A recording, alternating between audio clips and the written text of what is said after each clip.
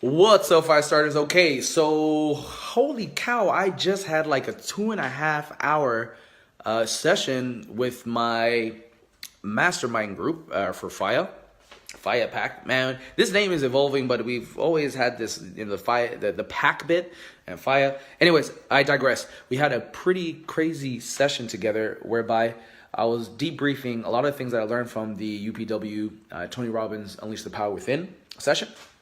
And we only managed to get through days 1 and 2 in terms of my lessons from that.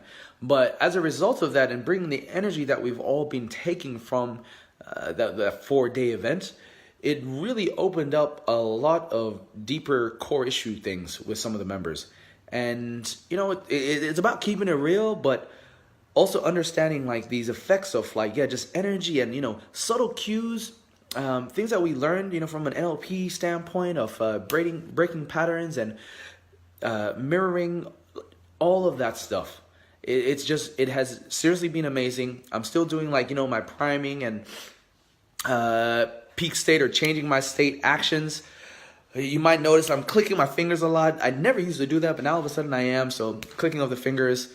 There's a few exercises. I won't go into all of them, but it is all about like getting more oxygen in to the body, getting the body moving as well. Shoulders back, man, I gotta say I am feeling good. But I think one of the biggest takeaways, and excuse me, I am walking around. Sorry guys, you're gonna have to deal with this every now and then because I do like to move. Some themes definitely came out through the session. The should versus must. So, Tony Robbins at the 4-day event was talking about the importance of essentially going after the musts in our lives as opposed to the shoulds. Because if you should here, should there, you should all over yourself. Haha. Cue laughter. But the should versus a must, when we were analyzing a few of the personal goals that some of the members had, some of them you could tell like when they were talking about like the procrastination and not doing the things that they should be doing, asking why, like what's going on. If I was to ask you what are you obsessed about, like what are you obsessed about? Because you'll find that a lot of the most successful people and a lot of people I admire, they will usually obsess about something, right? Because something has happened in their lives that was a trigger where the thing that they're obsessing about is a must. Right? And timely, got Bruce Lee in the background. And so it's like when we went through this exercises at the Tony Robbins event, the exercise that probably was the most powerful was like going to the deep and dark places and emotionalizing what would happen if you were 5, 10, 20, 30 years out and you didn't do the things that you said you were going to do or that you are your must. Or instead of must, because the must does come, but like, or the things that you should be doing at a soul level. What happens when you don't do them? Most of the time, we wait for that shit to happen in our lives so that we become almost reactive to our lives. But what if you can bring those feelings into the present, emotionalize it now, so that you can feel and not have to wait for that shit to happen?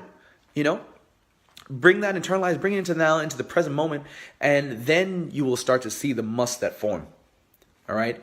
For me, I share my story that what I saw in the future, the worst case scenario was where I actually saw my nephew and he was much older and, he said something to me and I had to look him in the eyes and say, sorry, I couldn't do that. And I just remember the disappointment on his face. And then I saw my ancestors. My ancestors were disappointed in me for not doing the things that I was supposed to do in this lifetime. And I said, hell no. Like, I am not going to allow that to happen. Not in my lifetime. I can't. So everything I'm doing now is a must. Right? And it's never been stronger. So not that I hate to admit it, but like kind of fuck you, Tony Robbins, because you've done some really good things. And I can see why now you deserve all the success in the world. So on that note, have a think. What are some of the things in your life that are a lot of shoulds, but should be must? Like what should be must? What are the shoulds and what is the must? If you don't have a must right now, really look at those things. Should you be doing any of those? Right? What can you focus on? What's the one priority? What's the one must? right? And if there isn't none, you do not have enough pain there. Create it, all right? And with that, remember, through patience and persistence, it will come.